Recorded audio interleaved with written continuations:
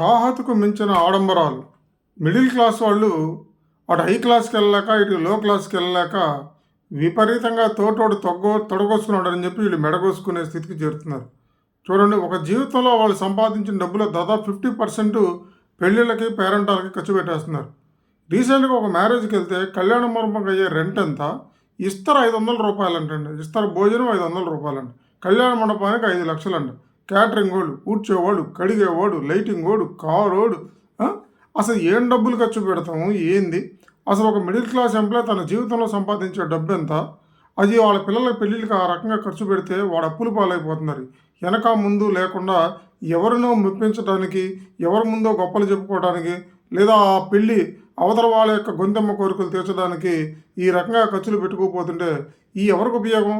ఒకరోజు వస్తున్నారు, ఆ కళ్యాణ మండపం డెకరేషన్‌కి రూ. 1,00,000 ఇలా చూస్తారు, ఎళ్లి భోజనాలు తినేసి ఎళ్ళిపోతున్నారు. ఎవడు పట్టించుకుంటాడు? పెళ్లి చీర రూ. 1,00,000 లైటింగ్ ఫోటో షూటింగ్ చేసేవాడికి 3,00,000 ఏంటండి ఈ ఖర్చులు? ఏంటండి ఈ ఫోటోలు? చూడండి, మనమెంత, మన స్థాయి ఎంత, మనకున్నటువంటి ముఖ్యులు ఎంతమంది? నిజంగా మనకున్న ముఖ్యులు ఎంతమంది ఉంటారు? 200 మంది, 300 మంది. అంతమందిని పిలిచి శుభ్రంగా నువ్వే దగ్గరుండి అన్నీ చక్కగా వడ్డించి మంచి మెరేజ్ చేసి పంపించండి. ఈ కళ్యాణ మండపాల ఖర్చేంటి? ఈ నగలేంది? ఈ చీరలేంది? ఈ కథ ఏంటి? ఆ డబ్బులన్నీ ఆ వధువుకో, ఆ వరుడికో ఇస్తే వాళ్ళు నిజ జీవితంలో కావాల్సిన సామాన్లు ఏదో కొనుక్కొని వాళ్ళు సుఖంగా ఉంటారుగా. ఈ రకంగా జనానికి ఆడంబరాలు ఖర్చు పెడితే ఎవరికి ఉపయోగం? ఎవరిని మెప్పించాలని? ఎవరైనా ఏమైనా అనుకుంటారండి? ఏంటండి వాళ్ళు అనుకునేది? ఎవడో మన గురించి పట్టించుకోడు. 10 నిమిషాలు చూస్తారు, అరే సాంబార్లో ఉప్పు లేదు, ఉప్పులో సాంబార్ లేదు. పిక్చర్ కానీ ఎవడో పలకరించాడు రా, వందలే ఖర్చు పెట్టాడు లేరా.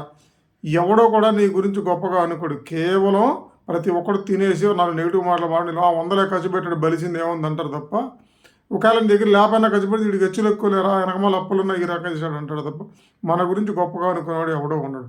అనవసరమైన ఆడంబరాలకు వెళ్ళకండి. మీ స్తోమతకు తగ్గట్టు మాత్రమే ఖర్చు పెట్టండి. మీ ముఖ్యులను మాత్రం పిలిచి గౌరవంగా అంతవరకు ఏర్పాటు చేయండి. పెద్ద పెద్ద సెలబ్రిటీ మహేష్ బాబు పెళ్ళికి 10 మంది గెస్టులు, ఇందిరాగాంధీ పెళ్ళికి 10 మంది గెస్టులు.